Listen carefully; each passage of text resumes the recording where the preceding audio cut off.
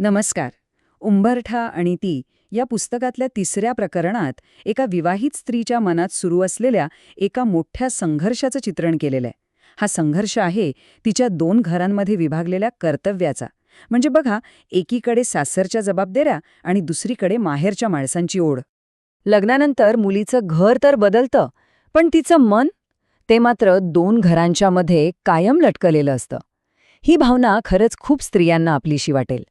या कथेची जी मुख्य पात्र आहे, स्वरा, तिच्या मनातली हीच द्विधा अवस्था या कथेचा केंद्रबिंदू आहे, जिथे तिचं मन एकाच वेळी दोन ठिकाणी अडकलेलं आहे. कथेची सुरुवात होते एका अगदी सामान्य शनिवारच्या संध्याकाळी. स्वराला एक फोन येतो आणि हा एकच फोन तिच्या दोन जगांमध्ये, म्हणजे तिचं माहेर आणि सासर यांच्यामध्ये एक मोठा संघर्ष उभा करतो. फोनवर आई तिला धीर देण्याचा प्रयत्न करत असते, पण तिच्या आवाजातली काळजी स्वराला स्पष्टपणे जाणवते.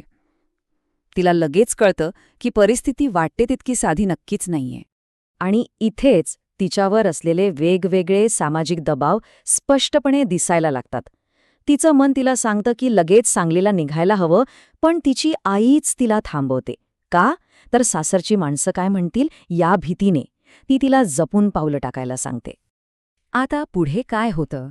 स्वरा आपल्या पतीशी, म्हणजे राजशी, याबद्दल बोलण्याचा निर्णय घेते.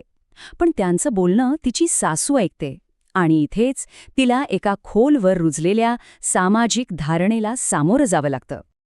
सासूबाईंचा दृष्टिकोन समजून घेण्यासाठी आपल्याला परक्याचं धन ही संकल्पना समजून घेणं खूप महत्त्वाचं आहे. ही एक अशी धारणा आहे जी पिढ्यानपिढ्या चालत आली आहे की लग्न झालं की मुलगी पूर्णपणे तिच्या नवऱ्याच्या कुटुंबाची होते. आणि हेच तत्त्व आपल्याला इथे कृतीत उतरलेलं दिसतं.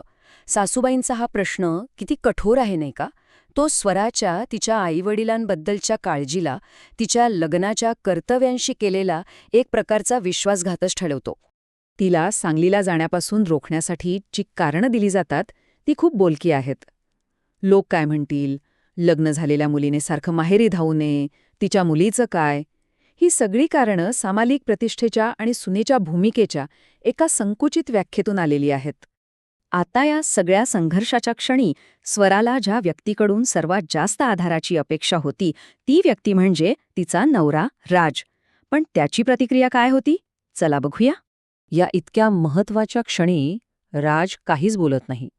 त्याची ही शांतता, ही निष्क्रियता, हीच एक मोठी प्रतिक्रिया ठरते. आणि या शांततेमुळे स्वराला असं वाटतं की ती या लढ्यात पूर्णपणे एकटी पडली आहे. आणि हाच एक महत्त्वाचा प्रश्न इथे निर्माण होतो.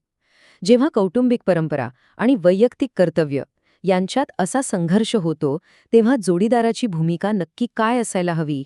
शांत राहणं ही तटस्थता आहे की ती पण एक निवडच आहे? त्या रात्री स्वराला खूप एकटं वाटतं, पण कथेला एक महत्त्वाचं वळण मिळतं. ते म्हणजे तिच्या आईच्या, ललिताच्या एका पत्राने.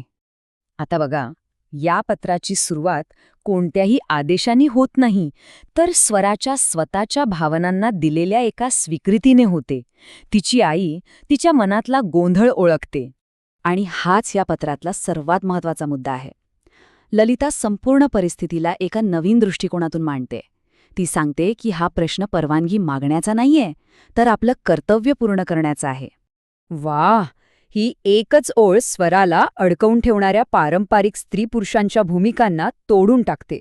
तिचं कर्तव्य आणि तिचा हक्क हा मुलाच्या बरोबरीचा आहे, हेच तिची आई तिला यातून सांगते. ललिताचे शब्द फक्त दिलासा देणारे नाहीत, तर ते स्वराला एक प्रकारचं सामर्थ्य देतात. ते तिला एका नव्या दृष्टिकोनाने सज्ज करतात. तिच्या आईचं पत्र तिला अक्षरशः एका अधीनतेच्या भूमिकेतून बाहेर काढून आत्मसन्मान आणि स्वायत्ततेच्या भूमिकेत आणून ठेवतं. परवानगी मागण्याऐवजी कर्तव्यावर हक्क सांगायला शिकवतं. बाहेरचा संघर्ष अजून तसाच आहे, तो सुटलेला नाहीये. पण स्वराच्या आतमध्ये एक मोठं परिवर्तन झालेलं आहे. आता अंतिम निर्णय तिचा स्वतःचा असेल, तिच्या स्वतःच्या अटींवर. आणि हा विचार आपल्याला शेवटी एका महत्त्वाच्या प्रश्नापाशी आणून सोडतो. जेव्हा वैयक्तिक जबाबदारी आणि सामाजिक अपेक्षा एकमेकांसमोर उभ्या ठाकतात, तेव्हा खरं कर्तव्य नेमकं कुठे असतं? मुलीच्या कर्तव्याला खरंच परवानगीची गरज असते का?